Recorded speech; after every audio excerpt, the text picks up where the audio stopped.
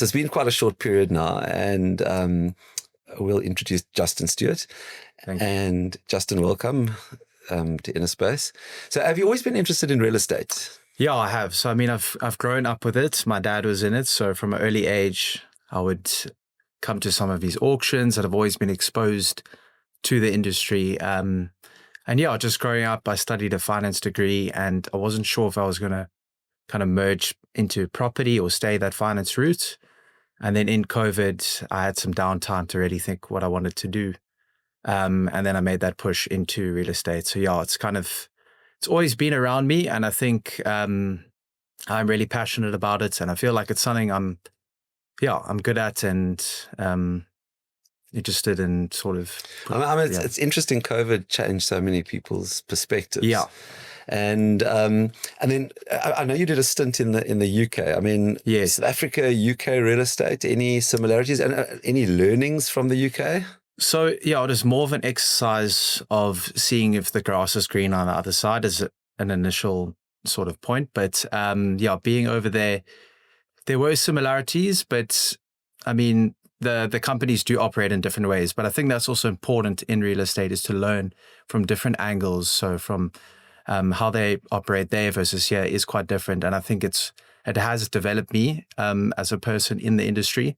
And I mean, even though it was a short 1-year stint, it definitely has pushed me further and improved my financial analysis, and just how I go into a deal and sort of unpeel transactions has changed quite a bit since that. Yeah. So, I mean, it's interesting. I mean, you mentioned auctions, and obviously, I mean, it's no secret.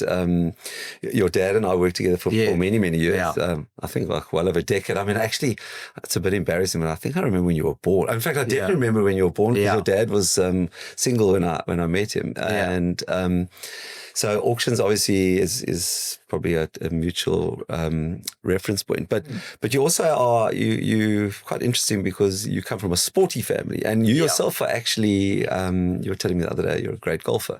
So any I like to think so, yeah. Yeah. So, but I mean, sport is in your family. Yes, so, So, any analogies that you learn on the golf course, and growing up in a family where your dad played actually for both Canada and for South Africa, any learnings which you take into work? Yeah, so I think similar from golf to real estate is patience. I think with deals and building relationships takes time.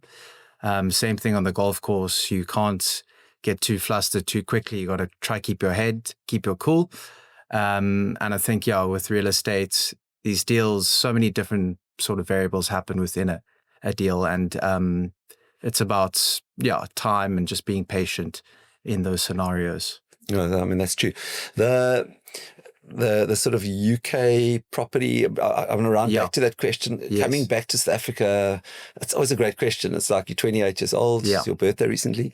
You're 28 years old. A lot of people your age would be questioning, should they stay in South Africa? Should they go to, you were living there. Yeah. I mean, do you think that South African real estate has a long-term future? And obviously there are other choices which you made in coming back and in the same sector in South Africa. But what your views on the South African property market coming back to South Africa? So I personally do believe there's a lot of opportunity here still, despite what some people might think. And I think obviously since that GNU that we had recently, it has brought a bit of positivity into the market.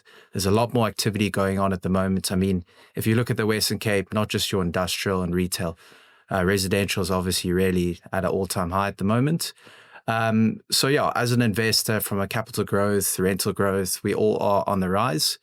Whereas when I was in the UK, I just, there was a bit of a downturn in the market, in the sense that the interest rates were quite high at the moment.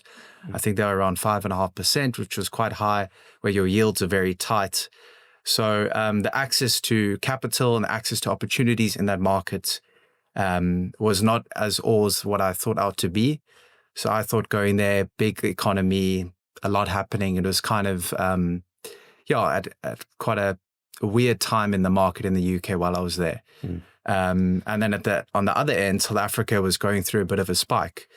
So, I mean, South Africa was always going to be my home. I just wanted to push myself out there and just learn different ways, with how you approach property and work with different people within the industry, and putting myself in that uncomfortable position in a new environment. So you mentioned industrial real estate as having a boom, and obviously Inospace is it's focused on this industrial sector. Yes. And being on the other side, which is coming from a sales environment, and you've really swapped hats actually to being on the acquisition side now, obviously with disposals as well being in your portfolio. But I mean, how do you see industrial real estate, and why do you think it ran or is running so hard in South Africa and perhaps globally?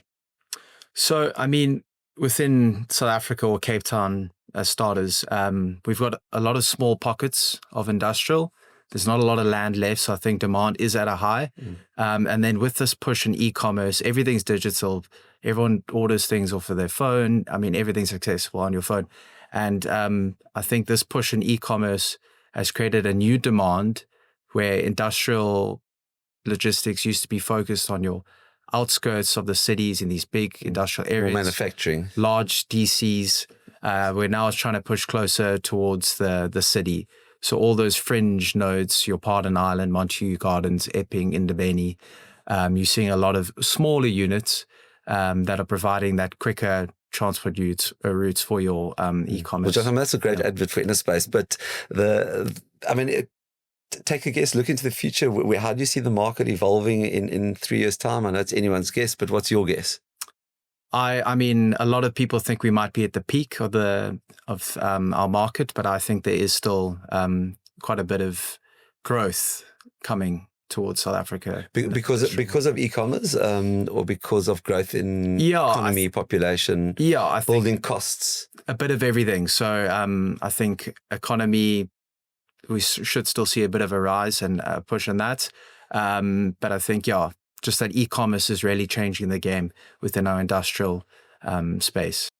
So I know it's been a short time period, and I'm not looking for flattery here, but really just how the transition has been from being on the brokerage side, where you've been. I know you've played other roles, certainly when you were overseas, but moving into a different role where you really are wearing a different hat in a different company. And how's that been going? Yeah, so personally, it's always been one of my, I guess, dreams or goals to push into that buy side. I learned a lot on the sales side, but I felt like the next step in my life was to go over and make that transition. And the first week has been amazing. It's more than what I expected. The team's been really supportive and welcoming, and I'm working with a lot of smart guys. I mean, it's been top. It's been good. Okay, great. Thank you, Justin Stewart. Cool. Thanks, Rael.